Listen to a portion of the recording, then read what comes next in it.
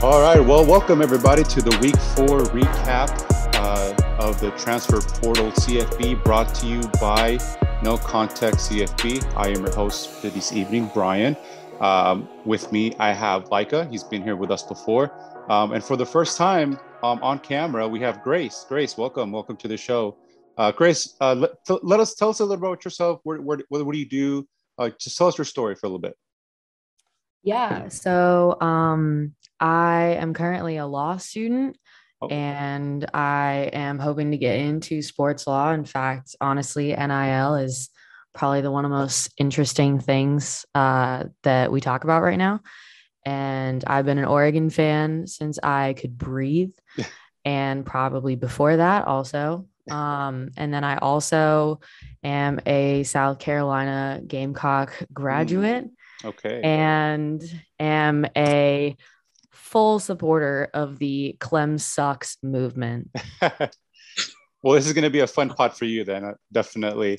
Well, let's get started then. So what do you guys, whoever wants to pick up first, what were you watching this weekend? Let's talk about our weekend takeaways first.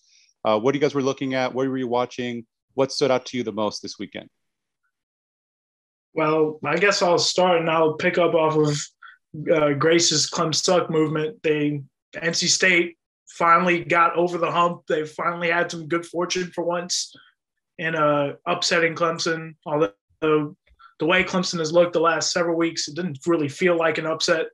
At the end of the day, what it looks like in the ACC is they might be in danger of missing the playoff entirely. And I know Wake Forest and Boston College are off to 4-0 starts, and they deserve a lot of credit. Both sides, Boston College won in overtime against Missouri. It was a really good game. But at the end of the day, Clemson's kind of been the class of the ACC for several years after Florida State had their run. And it's now that Clemson's now at 2-2, there's new blood in the ACC, and it's going to be interesting to see moving forward who's going to take the top mantle now that NC State has pulled off this upset. Yeah, definitely. I definitely agree with you on that. It's very interesting. It's very fortunate and kind of convenient how these other ACC schools like Wake Forest and Boston College, they kind of stepped up to they're starting to get good at the time that Clemson is not looking so hot. So even the team like Georgia Tech, with the upset against UNC, they played very well. They looked pretty good too. So that's something that I was looking at this weekend. And for sure for me, and as you could tell, I live in San Antonio. I went to UTSA. I did not graduate, but I plan on doing that soon. But I've always been. I remember when they announced back in 2011 that UTSA was getting a football team.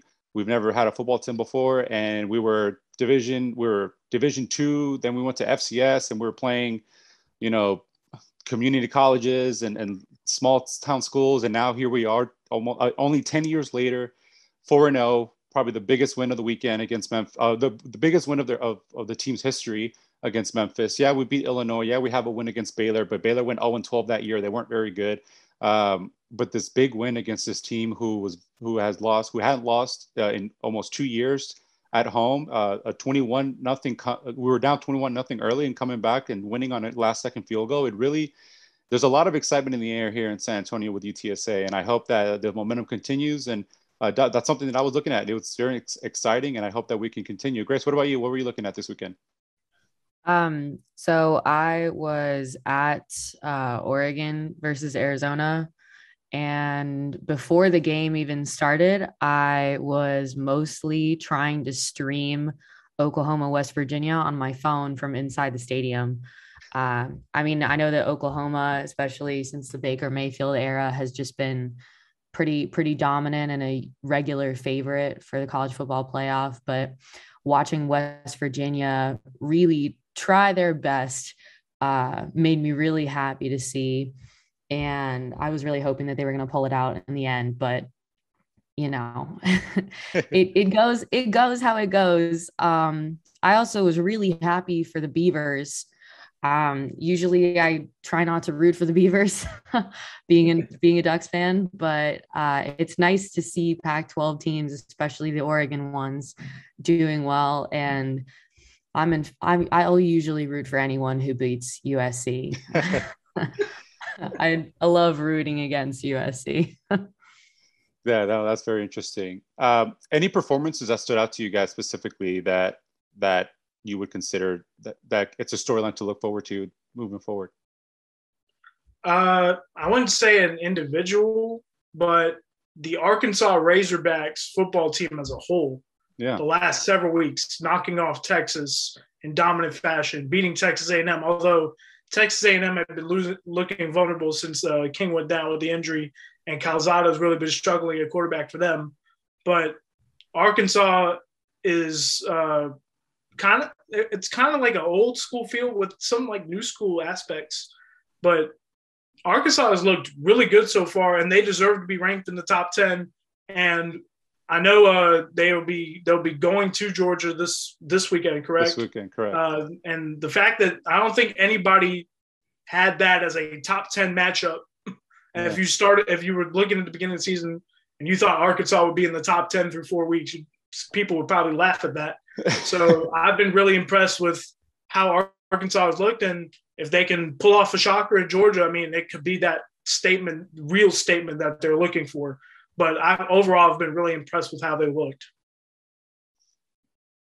Yeah, definitely. No, you're absolutely right, and that's something that I wanted to allude to as well. We were talking about that a little bit later in the show. Is about Arkansas. I mean, they've looked really, really good. Sam Pittman has done a great job with that program. He's been an elite offensive line coach for a long time. Speaking as a Georgia fan, he did a lot of great for us in Athens. And when he got that job at Arkansas, I was disappointed because he's an amazing coach, an amazing recruiter, but I was very happy for him. And I knew that he's one of those coaches that players, love to play for, and they rally around him. And what he's done to that program and to that locker room is incredible. And it sucks that the Georgia, obviously, when you look back at it at the beginning of the season, you don't, like you said, you don't point to Georgia and Arkansas as a top 10 matchup, and they were giving a noon kickoff, so that's unfortunate. But College Game Day is going to be there. You have the all-star crew of Kirk Herbstreit, and Chris Fowler calling the game, so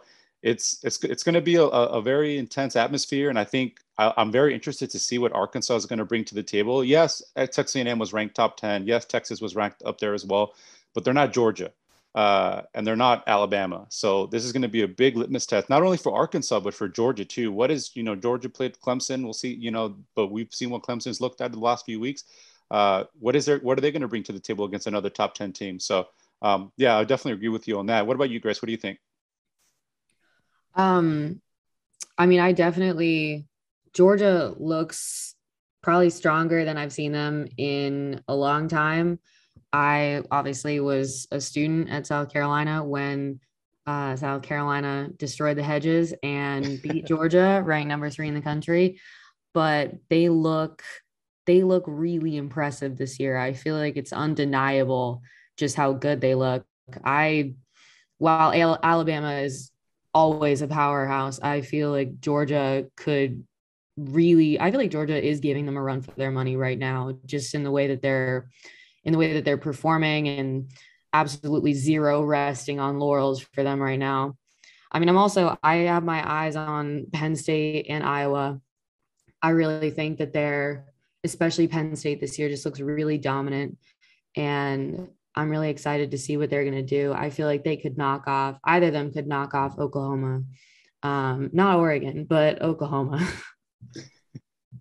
Yeah, definitely. And you alluded to that, the gap between Alabama and Georgia. And let's talk about that a little bit. Like, we've seen Georgia play, and let's be honest, Georgia has not played anybody significantly good.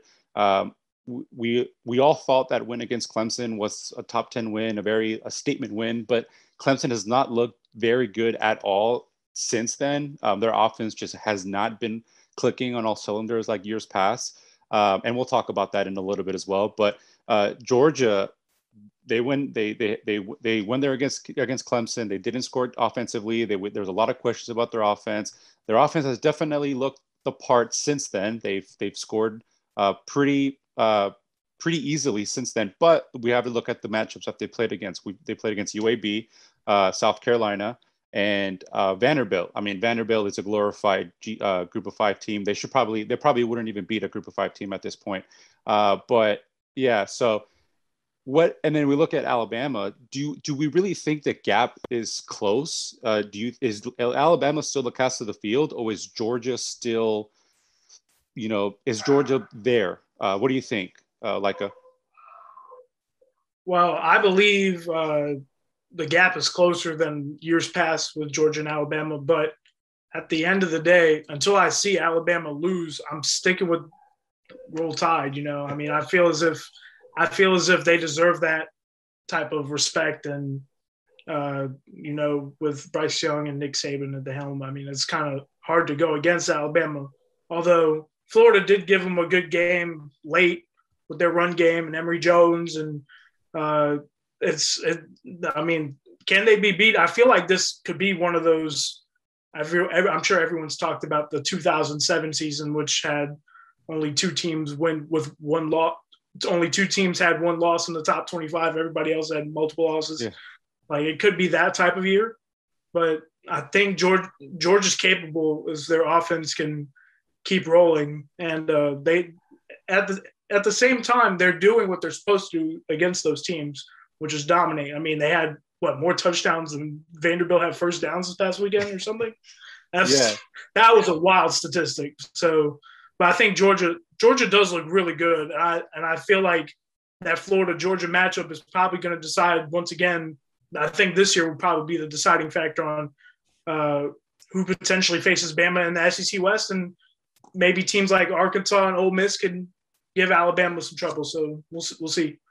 Yeah, and you made a great point. Like when we're talking about Georgia's, against the teams that they're supposed to beat, right?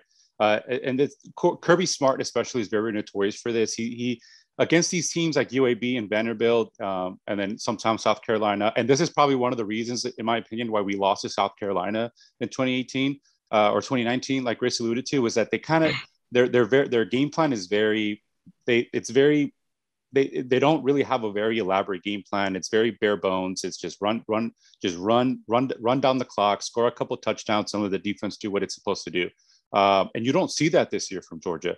So yeah, they would still blow out teams last year or in the years past against these cupcake teams, for lack of better terms. But it was maybe 21-0, 28-0, these very slow churning games where they just ran out the clock. But now you're not seeing that from Georgia. You're seeing the high offense, very vertical passing, deep balls, 50, 60-yard touchdown passes. They scored 35 points in the first quarter against Vanderbilt. Stetson Bennett had five touchdown passes in like 10 minutes against UAB. And then, yeah, even South Carolina as well. They went out there and they're dominating teams, and they're dominating them early. So I definitely agree with what Laieke is saying. And Alabama too, they're usually the opposite. Whenever they play these low conference teams or these cupcake teams, they do what Georgia's doing, 63-0. These just completely obliterating them off the field. And this year they're still winning big, but their defense isn't. They're still giving up touchdowns, and we're nitpicking with Alabama. I mean, it's Alabama, but they're not looking as sharp. They had the big win against Miami, but Miami, they've kind of like Clemson, they've turned out that they're not very good either. But I definitely think it is closer than we think. I think the game against Arkansas this weekend is going to be a big test for Georgia and see exactly where they stand. If they go into Athens and they completely blow out Arkansas, will definitely show a lot. And another matchup that I'm looking forward to, and we'll get to that in our preview show. But Ole Miss has looked very, very good. They're fun to watch, man. They're so fun. Yeah, they really are. They really are. And so, what do you guys think? What after this weekend? Where do you see Ole Miss? Where do you see Ole Miss at right now? Are they close to Bama as well? I wouldn't say close. I would say that they look more impressive than they have in years past.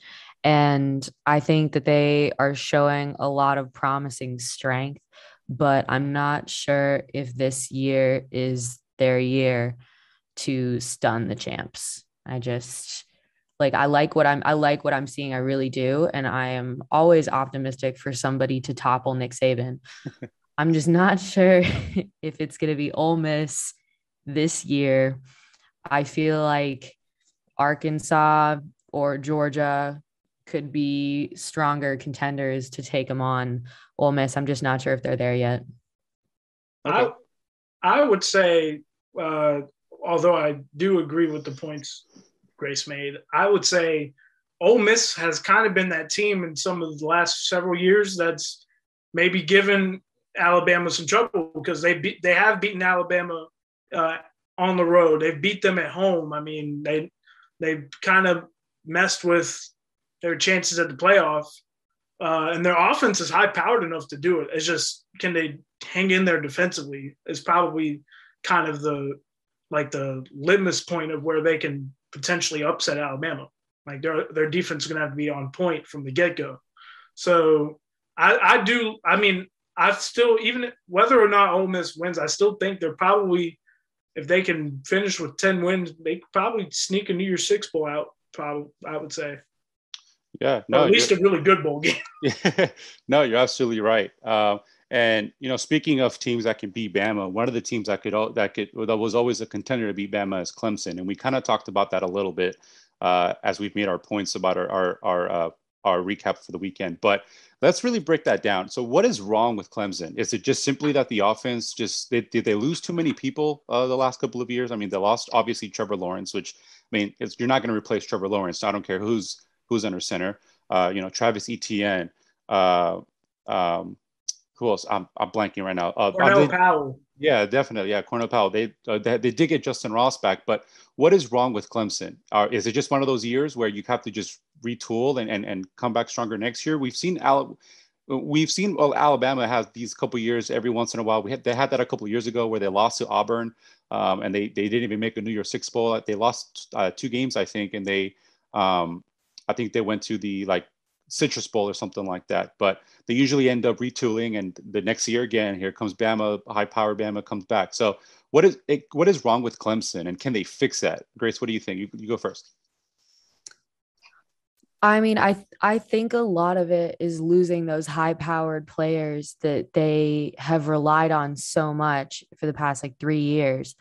I also think, as far as team dynamics go, I think that they are a lot more important than some people give them credit for. And as much as I hate to say, I feel like Trevor Lawrence was definitely a huge leader in the locker room, and he commanded so much respect from the team. And I feel like with all the young guys that they have in right now, I think they're just still figuring out what they're doing without those such strong guys. And I think that in my mind, I think that this is more like a dip and less like the end of an era. So I'd kind of echo what you said about Alabama and their couple off years. I think that they're probably just going to be able to figure it out in the off season, probably not this season, but afterwards, and come back with a better, stronger game plan than they have been for this season. And I would also say I feel like it has been the offense. I mean, against Georgia Tech was a couple yards away from potentially have a chance to tie. I mean, and then obviously this on Saturday against NC State, that was the ultimate trap game. And I mean, even though they almost pulled it out, I mean, NC State did try to give it away, but I mean, it's kind of one of those, it's one of those every year things, like you said, Brian. I mean, it's like sometimes there's that one year where it may go a little haywire, but just their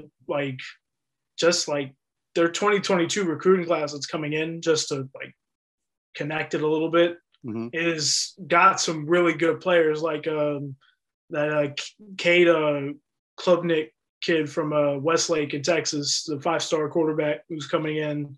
He could be that guy that maybe when he gets there could be an impact player at Clemson that could get them back to prominence, But their recruiting class is still close to top 10 in the country. So when they bring those guys in, they'll have a chance to – most of those kids will have a chance to be impact players and maybe that can get Clemson back to prominence next year. But for now, it's about finding an identity and finding who you got that can, salvage a good season here. So nothing goes like further haywire than the 2-2 start for their standards. Yeah, no, that's a great point. I'm kind of on the least optimistic side. I see the glass kind of half empty right now. They did lose Brian Brzee. He tore his ACL, their star defensive lineman. That doesn't make anything better. Yeah, it doesn't. Exactly right. It does not. And that's one of the things that's kind of been holding them afloat is that defense. So far, as their offense is kind of working out the kinks, their defense has kind of been picking them up, and now they lose, one of your leaders on the defensive side of the ball, and now what, right? And I wouldn't be surprised if they lose a couple more games down the stretch. They have a lot of good teams coming up, and we've seen what Wake Forest has done. We've seen what Georgia Tech has looked like. So who's to say that they don't lose another game or two? And one you mentioned with recruiting, and one thing that I was listening to ESPNU radio the other night on Sunday after the games on Saturday. I like to listen to and kind of get an idea of what everything's looking like. And they made a good point. They said that, when Clemson's dynasty, or when they're big, when they came up, they were doing it with recruits that were kind of homegrown recruits in the local area. They were kind of buying into a program. They were buying into a future powerhouse. And you saw guys like Deshaun Watson, those types of guys. And then Trevor Lawrence, obviously, there were local kids, Trevor Lawrence from Georgia, but still local enough. But now and they said that one thing that Alabama, Nick Saban has been able to prevent this at Alabama is once you're good, you can kind of nitpick and you kind of cherry pick recruits from all over the country because you're that good. And it's kind of a lot harder to bring a locker room to buy into a system that they're coming in that's already expected to succeed. It's kind of like, it's almost like if you're going somewhere for the free ride to a championship, or you're thinking that you're going to come into Clemson, you're going to be very good, you just expect it to do well, and you have these 5 stars coming in. You don't really have that.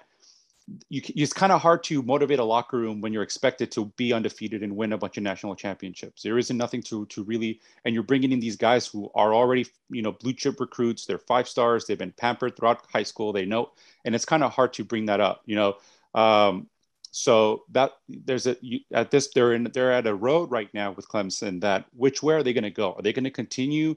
We saw what happened with USC after the 2000s with Reggie Bush and Pete Carroll and all that. Yeah, Pete Carroll leaving to the Seattle had a lot to do with it, but they were never able to get that back. And so what route is Clemson going to go? Is Dabo Swinney Nick Saban-esque, where he can kind of retool and bring the chips back onto the table and kind of be able to redo and build back a program to compete for a national championship? Or, is it going to go the other way? And like Grace mentioned, I don't really think that it's a worst case scenario right now. They are struggling. And I think DJ Uiagalelei, he's essentially a freshman. He started 2 games last year. He wasn't going to play over Trevor Lawrence. He started 2 games last year. He did not look that great. He lost to Notre Dame. And then he barely beat, I think, who was it? Was it Syracuse that they barely beat last year? So he has not looked amazing, but I think that he's compared to Trevor Lawrence, and we can't do that. We can't compare him to Trevor Lawrence. So I digress on that topic. Moving on, let's talk about Notre Dame and Wisconsin. What do you guys think about that matchup? Was it what you expected it to be? Is Wisconsin is that it for Wisconsin? Do they have to kind of start new, or what do you guys think about that? Laieke, we'll start with you. It was like watching paint dry. Oh my goodness. But as for the game, but for a results standpoint, it's great for Notre Dame to get a statement win like that. And now they're on to, as Bill Belichick once coined, they're on to Cincinnati. But for Wisconsin, it's been kind of similar to Clemson. Their offense has just been kind of in neutral. I mean, they haven't really done anything of impact. I mean, they lost at home to Penn State to start the year, and in a big game like this, get ran off the field by Notre Dame is not the greatest look. I mean, now, but they're 2-2 now, correct? So yeah, they lost to Penn State. Yeah, lost to Penn State. So I mean, it's a shame because Mertz had looked really good, like his first couple starts in a Wisconsin uniform, and has since like went like this. So it's kind of it's difficult for a Wisconsin team that like when we know Wisconsin is at their best, they're running the football right at you, physical, offensive line just owning the point of attack. Defense creating turnovers, and they just weren't doing that against Notre Dame. Notre Dame's picking them apart. So it's kind of now similar to Clemson. Wisconsin is also looking themselves in the mirror after a really bad loss to Notre Dame. Yeah, definitely. Grace, do you think that Notre Dame is this the different Notre Dame team, or that you think they're just going to hit the buzzsaw like they usually do and lose in the playoff or to a top 5 team later on? I feel like Notre Dame is one of those teams that is chronically overrated, and fair. I think that they definitely had a statement win over Wisconsin, but I also think that Wisconsin may have just not been as strong as everyone thought they could be. I mean, it wasn't a super impressive showing, and I think I just Notre Dame just does this almost every year. They start out and they look good. They really do. I can't deny it as much as I dislike it, but I feel like they're going to hit a wall, and I think we're going to see what we've always seen.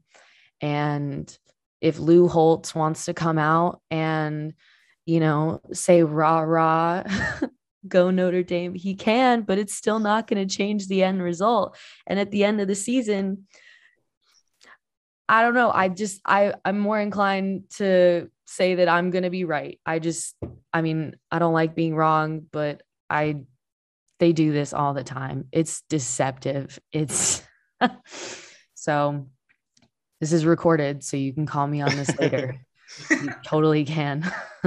But that's my own personal opinion. No, you're absolutely right. I've been on the fence all year. After the first week against Florida State, they almost lost to Florida State, and we've seen what Florida State has done since. They are terrible. They are not very good at all. But yeah, and you're right. For some reason, whenever they have this big statement win throughout the year, and everybody kind of jumps back on the bandwagon and thinks Notre Dame's back, and then they just, I don't know if it's Brian Kelly or what it is. It just doesn't work out for them, and they have a big. I mean, what better ACC?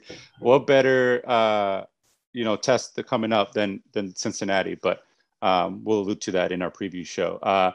Yeah, so I definitely agree with you. As far as Wisconsin, though, yeah, that first game against Penn State was probably the worst football game I've ever watched in my life, and I've seen some bad football games. It was not very entertaining. It was not very fun. Both teams just didn't look good at all. Luckily, Penn State has they've kind of righted the ship a little bit. They've looked a lot better. They had the big win against Auburn, so they've been able to kind of recover a little bit, and Wisconsin really hasn't. And Graham Mertz too. I remember me and Andrew, another one of our colleagues here in the transfer portal. We actually went to the U.S. Army All-American Bowl here in San Antonio a couple years ago when Graham Mertz was playing, and he looked incredible. I think he threw three. He was like 4 for 4 with 3 touchdown passes in his first three possessions or something like that. He looked amazing. He looked incredible. And even Andrew, being a Wisconsin fan, he was ecstatic. And I was like, man, this guy's really good. And even I was like, wow, he's really good. And, but like I said, he looked very good the first 2 weeks, the first 2 starts last year. And ever since then, it just hasn't, I don't know. It's definitely time to, and it's funny that they played, Notre Dame has Jack Cohn, who used to be at Wisconsin. And it kind of, Graham Mertz essentially kind of took his job. And Jack Cohn had the revenge game against them and looked a lot better than Graham Mertz did. So we'll see. We'll see what is it a case of Wisconsin just being not very good, or is Notre Dame being very good? We'll definitely see that moving forward. But there was a lot of shakeup, and with all these games, there's a lot of shakeup in the top 25. And looking at the top 25, is there anything that you guys think that maybe? Is anybody overrated in your opinion, underrated in your opinion? You can go ahead with this one. What do you think about the top 25 this week? Well, there are a few that if I can say, there are a few that should be on here. I would say San Diego State, Maryland, and SMU are like three teams I'm looking at that could have been on this top 25 the way they've played. I know Maryland's kind of a funny one, but I mean, Talia Tagovailoa has led them to close wins. They've been taking care of business. San Diego State is going to make that conference that they're in is strong. And they have usually been a really good program that's been winning games consistently. SMU had a great win over TCU. They planted their flag on midfield. It was a crazy scene out there. And maybe even Boston College. I mean, Boston College is going to have their chance. They play Clemson next. So those are like teams I'm looking at that could have made it that were outside of the top 25. But inside, I would say it's good to see like more flavor in the ACC and NC State and Wake Forest entering the top 25. And it's good to see, as someone who's a North Carolina native and has seen a lot of these Carolina programs in the Carolinas, like Coastal Carolina, NC State, Wake Forest have represented very well. And I know Clemson has always been that stalwart too, but like those kind of faces that have started to emerge from this area, I mean, it's been really fun to watch for me. Okay. Yeah. What about you, Grace? What do you think? Yeah, I obviously love the shakeup in the ACC. I obviously went to school in South Carolina, spent a considerable amount of time in North Carolina. And I honestly thought North Carolina would be doing better at this point in the season.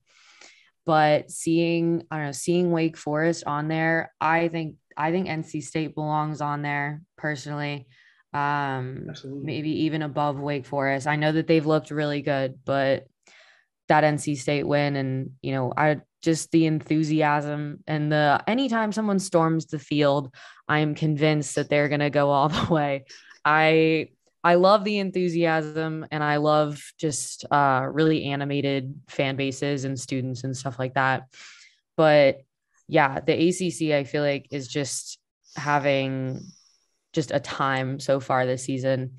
And I think this year is just all about adaptability and survival of the fittest.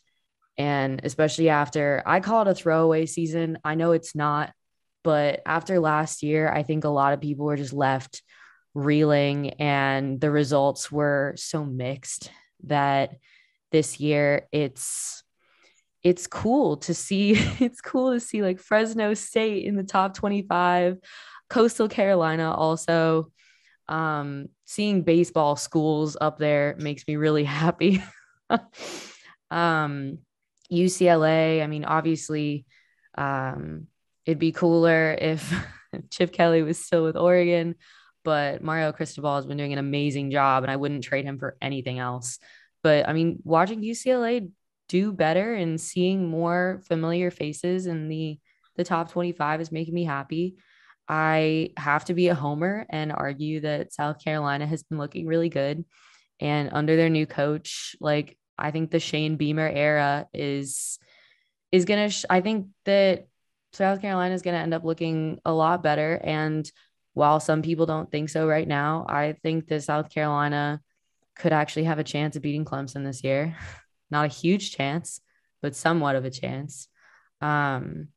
But no, I honestly also think that Coastal Carolina shouldn't be tied for 16th with Michigan State. I think Coastal Carolina should be above Michigan State, but I don't need to argue that point right now. That would take too long. South Carolina should have lost to my ECU Pirates, man. Sorry. Nah, I'm just playing. Nah, I agree. South Carolina's on the upswing with Shane Beamer. But I would also, like, in terms of the top of the rankings, I mean, the usuals are there, Alabama and Georgia. And then after that, it's who's going to do what, who's going to make that statement. And as Oregon, the result of 22-point win over Arizona looks good, but from watching the game, that game was a one-possession game in the fourth quarter, and it was a little bit of a struggle for Oregon, they've played some quality teams. Like Fresno State, as we've seen, is a quality team. But the Arizona game was kind of an iffy mark for Oregon, so they've got to bounce back and play better, but they deserve to be up there in the top three. And for Penn State and Iowa, who knows if it comes down to that, or if Ohio State could like play spoiler, or Michigan could play spoiler, or something like that in the Big Ten. So that's going to be kind of that. I feel like the Big Ten is going to be really interesting now that Ohio State dropped that game to Oregon, and now we're going to see like just how if Penn State and Iowa can maybe cause a shakeup.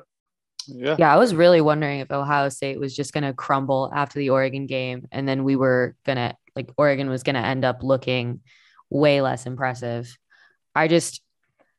Again, I'm so biased, but seeing them beat Ohio State, even without Kayvon Thibodeau, and again, he wasn't even fully used.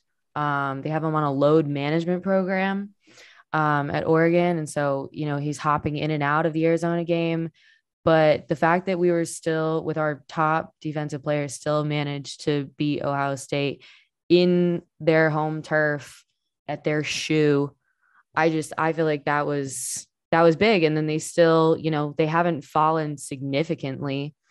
I think that they still look pretty okay. I mean, I feel like the beginning of a lot of these games is making people nervous, and seeing them tied with Akron towards the beginning of the game made me kind of nervous, because after beating them, I want them to look good. I do. But unfortunately, it's just only time will tell. And hopefully, as long as we can stay healthy and keep our good players in and on the field, I think potential is limitless.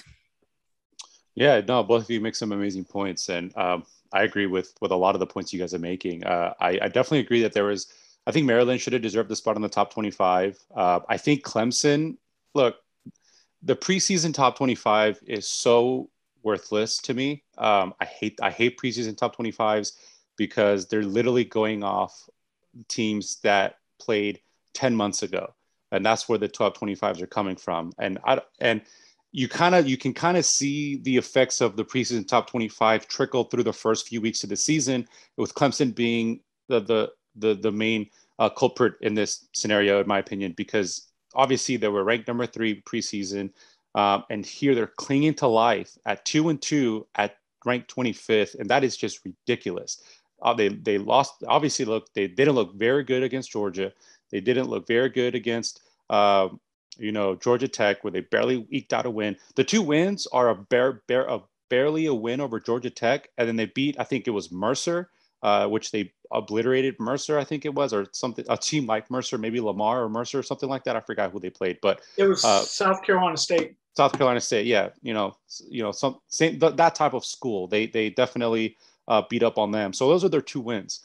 Where in that does that say that they're top 25 material? And it's because they're holding on to the name of Clemson, and they're clinging on to that 3rd ranking that they had in the preseason. And the AP does not want to show that they made a mistake and say, no, they're still good enough. They're still in the top 25, which they should not be in the top 25. I would put, Maryland, San Diego State, like you said, Boston College,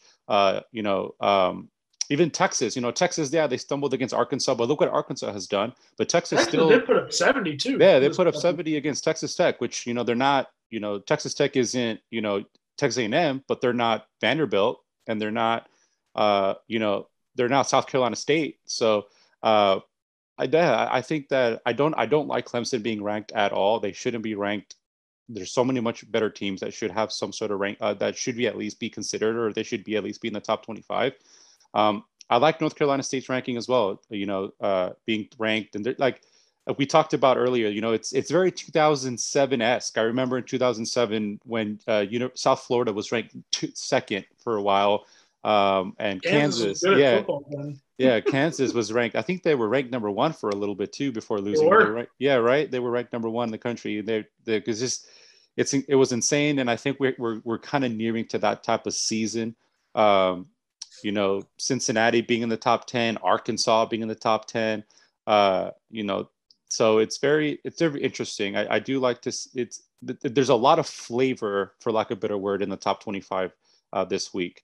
And I do think that we're gearing up for a very, very good rest of the season. I can't believe we're already a month in. We're already 4 weeks into the season. That's incredible. That's insane. So fast. I know, right? Like, damn, I feel like the basketball season and the baseball season lasts forever. And then football season comes. Football is just. Yeah, they have the longest off season, which is 10 months long. And then it's September and all of a sudden it's January and you're like, what happened?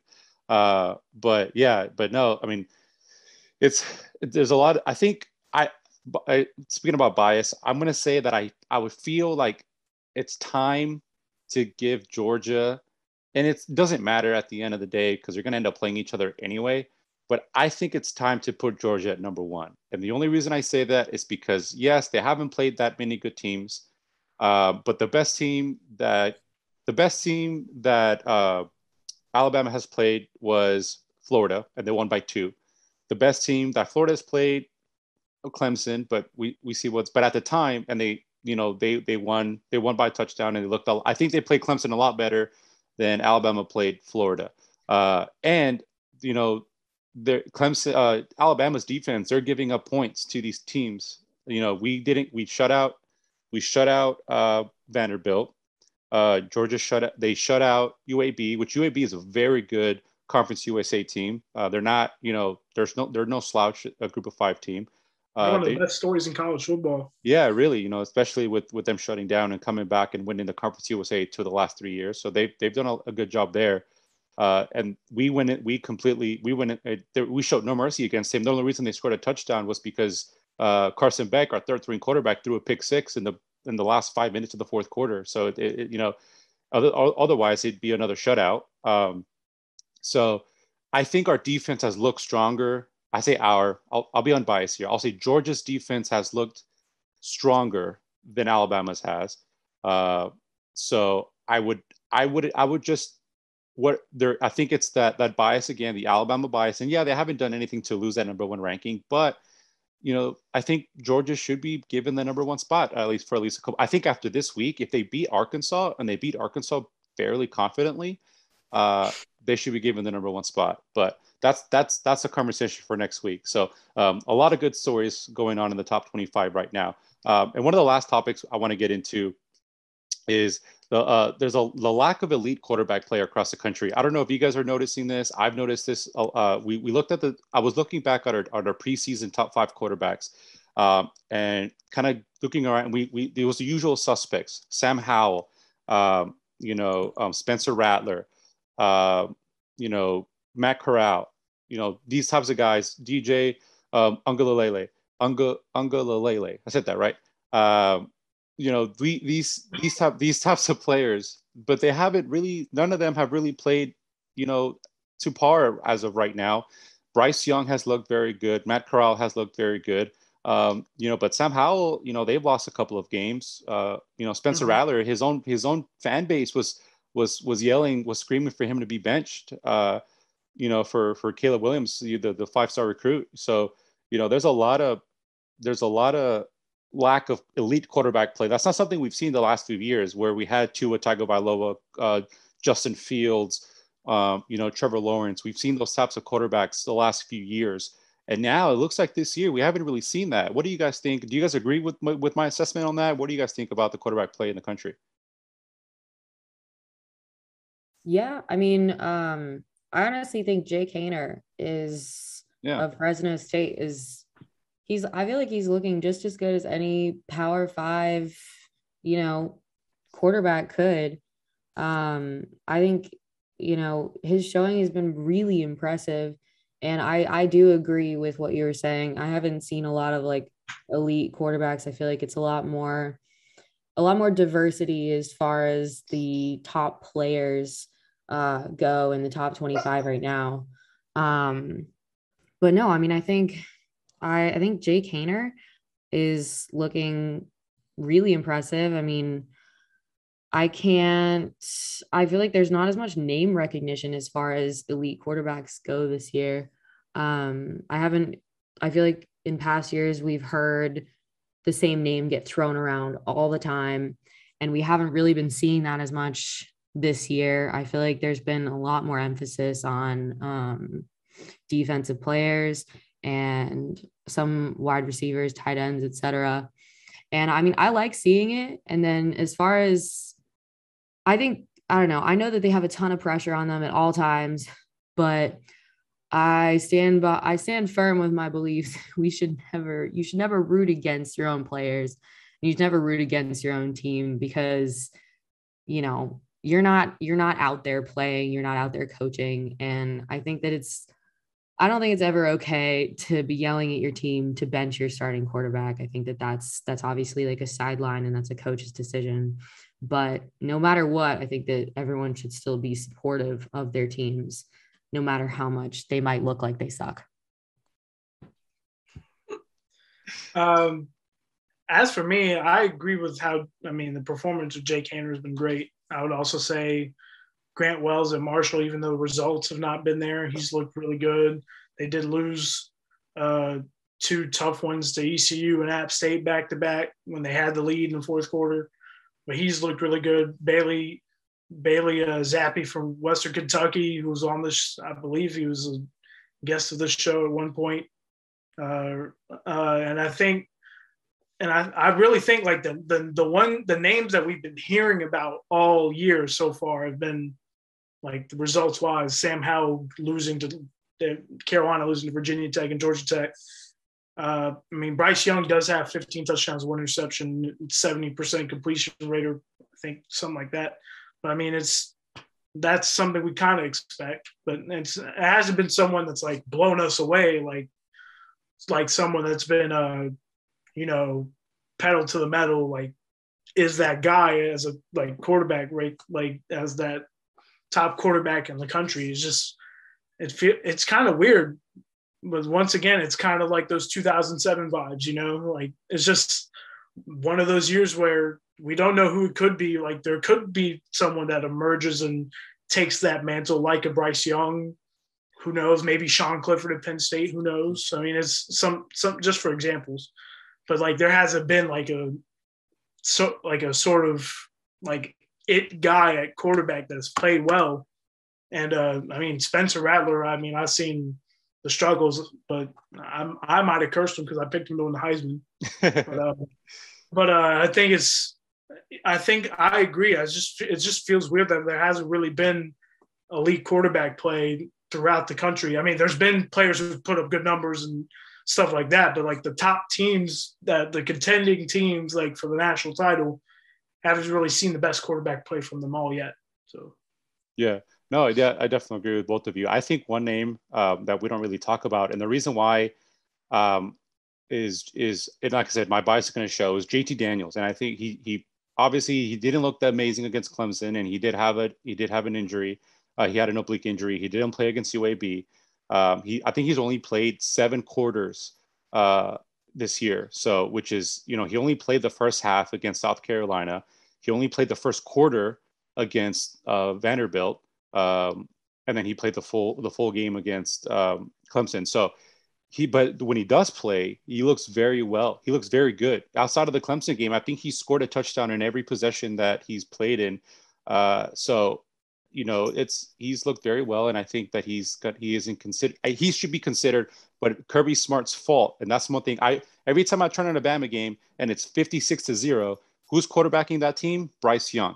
He's out there it's 56-0, and Bryce Young is out there padding his stats. With Georgia, and he's done this since, that's why I think we lost Justin Fields the moment he's so indecisive with quarterbacks, and I'm not going to go into a tangent here because I could, but he's so indecisive with quarterbacks. The moment that we go up 14-0, he pulls JT Daniels out, and here comes Stetson Bennett or here comes Carson Beck. So, it's weird, but I think that if JT Daniels can consistently play and he plays full football games, I think he could be in the conversation for Heisman. Which segues to my next point. The last point of the evening is, we're 4 weeks into the year. Now you kind of start to iron out and see who has it and who doesn't, who's good and who's not. What is a very quick Heisman pick? Who would you consider a Heisman so far? Is it a quarterback? Is it somebody else? What do you think, Grace? Kayvon Thibodeau. I fully acknowledge, and I try to keep it, try to hold it down a little bit, but I can't. I think he's outstanding. I think he healthy is maybe one of the greatest players in college football right now. And obviously they're taking it easy, sprained ankle. Thank God it wasn't something worse, but totally healthy. I think it could be time for Oregon to get another Heisman. Yeah. We haven't seen a defensive player win a Heisman in a long time. And we saw a wide receiver break the mold last year. So we'll definitely see what happens. What about you, Laieke? I actually agree with Gracie. I think Kayvon Thibodeau, if healthy, is the best player in college football. And with him, and if Oregon continues to take care of business, I think he's that good enough to break the playoff by himself. Like, he can be that impact guy. And I think, and once again, I feel like 2007 vibes is the theme here. And that would be the type of Heisman it would be, like a defensive player. Yeah. It would be that type of year, right? And I was like, yeah, Kayvon Thibodeau fits that mold. He's that great of a player, and I think he'll be doing that on Sundays very soon. So yeah, I agree with Gracie. I'm gonna go Kayvon Thibodeau as well. Yeah, that's very interesting. I didn't, and see, this is me sticking to the script. I didn't even think about a defensive player. I was over here looking up, thinking about receivers, quarterbacks, running backs. I didn't even consider a defensive player. That's just how unorthodox that pick would be. But if there's a year for that to happen, it would be this year, especially with the quarterbacks not looking so hot. So I was going to say Matt Corral. I think he's probably been the most consistent, or probably the best quarterback so far that we've seen this year, as far as numbers. Bryce Young too, but I feel like Alabama quarterbacks get the Tom Brady treatment, where they're just play so well that they kind of just not expect them. They just expect them to play that well. So whenever a newcomer comes into the fold, they give it to him instead. It happened with, we saw that with, like, Trevor Lawrence didn't win one because just expected him to be good. Tua Tagovailoa didn't win one because he just expected him to be good. That's why they gave it to Joe Burrow and Kyler Murray and Devontae Smith. So, but yeah, I'll say Matt Corral, but I think Kayvon Thibodeau is an exceptional talent. He is amazing. And go ahead. Oh, no, I'm sorry. I was also going to say, if there is another defensive player I consider, if Notre Dame continues to play well, Kyle Hamilton would be another one that I would consider on the defensive side of the ball. Yeah, no, that's another good name out there. So, like I said, if there's a year to do that, it would be this year. My only my gripe on that would be that we've seen a lot of historically great defensive players and not win the Heisman. So is that kind of the scale of, do they have to play as good as them? But with this year being the way it is, it's definitely the door is wide open for that. So I definitely agree with both of your points. So that kind of wraps up our show. Is there anything else you guys want to say before we get on to week number 5 and a lot of good matchups coming up? So anything else you guys want to say? I think they should stop giving the Heisman to quarterbacks, because I think quarterbacks burn out a lot. And I don't know. Obviously Tom Brady, we throw him around all the time, but he didn't win the Heisman. And Tim Tebow won the Heisman. And what is he doing now? Yeah. I think that there should be a lot more variation, a lot more diversity as far as the skill positions that get selected just to be considered for the Heisman. And I think, I don't know, I'm kind of sick of quarterbacks getting it. Yeah, and it's kind of like the NFL too. I mean, the NFL MVP goes to quarterbacks every year as well. So, I guess the quarterback position is just the most lucrative. I guess it's the main character of a football team, essentially. So, yeah. So, what about you? Like, what do you think? Any final words? Well, first of all, I've enjoyed talking to both of y'all. It's been an extremely fun show. Brian got to talk about Georgia. Gracie got to talk about Oregon. So I get to talk about ECU's won their last 2 games. We're 2-2, baby. So all right, okay. I'm all kidding. Right, not right now. I'm just kidding. All I'm gonna say is ECU can get through Tulane this weekend, which is going to be a very tough task because Tulane's a pretty good team and it's really improved.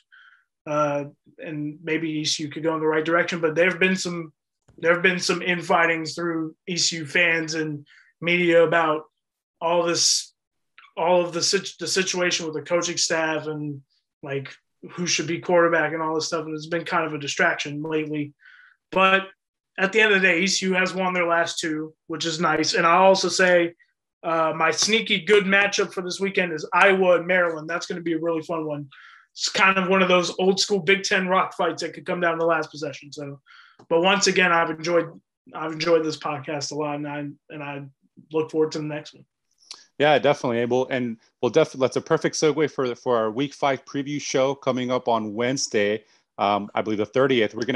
We have a special guest joining us on Wednesday. We have Dave Pasch from ESPN. Will be with us to break down the upcoming Week 5. Probably up to now, probably the best weekend of college football that we have. Lots of great matchups. The one you just mentioned. We have Ole Miss and Alabama, or Oregon, not Oregon, Georgia and Arkansas. A lot of great matchups. So it's going to be fun to break that down with Dave Pasch coming up on our Week 5 preview. But it's been a lot of fun talking to you guys. Thank you so much for joining us. Thank you for being a part of this. This was the Transfer Portal CFB Week 4 recap. Thank you so much for listening, and you guys have a great evening. Thank you so much.